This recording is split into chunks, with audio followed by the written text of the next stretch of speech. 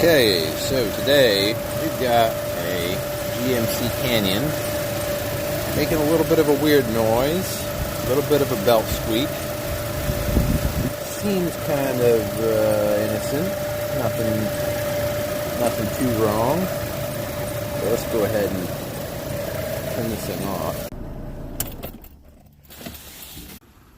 Okay, I've got this off. Have a look down in here. Yeah, belt's pretty bad. Do a pulley check. Uh-oh. Yeah, that's not good. Whole water pump moves. That's probably what's going on with the noise. Squeak's probably from the belt. The water pump has got a lot of play in it, and the bearing's shot. So we need to get that for